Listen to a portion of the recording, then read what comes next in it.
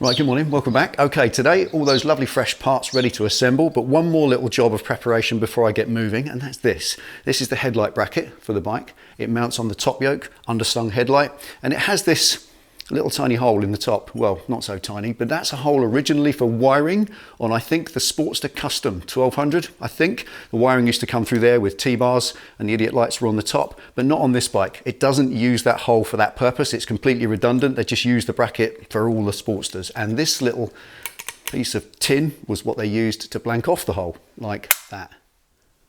I think you'll agree, that's just nasty. Even if it was a new one, it wouldn't look nice. So I'm going to make something a little bit nicer than that to put into there.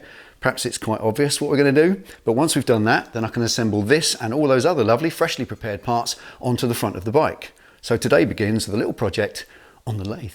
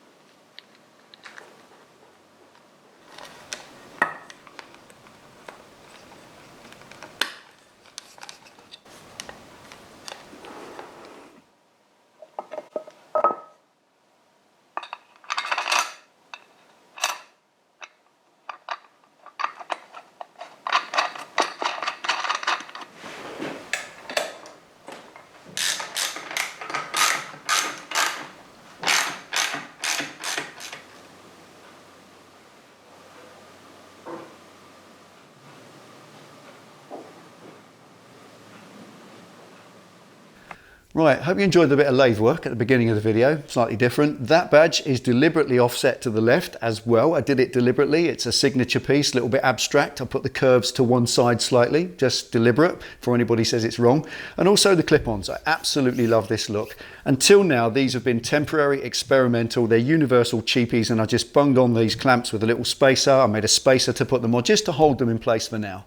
And now I know I love them. Having put this on today, this cap that holds the headlight, the way that forms that line across there, that is absolutely stunning. I love that. That's a fantastic look, and I'm definitely going to go with it. So I'm going to order some proper clip-ons, probably Roland Sands. They do some really nice ones. I need dimples for wiring and all sorts on this bike. So once they're ordered, I can fit them on, wire the headlight properly, sign all that off. And also the speedometer normally mounts here, up in the weather. And having seen this lovely line across here, I'm not so sure I want the speedo up there in this case. I might look out some other brackets that I can get to mount it elsewhere on the bike so it's out the way but still usable. But anyway, that's all for the next video. This has been today's. Hope you enjoyed it. Thank you for watching. Take it easy, ride safe, and I'll see you next time.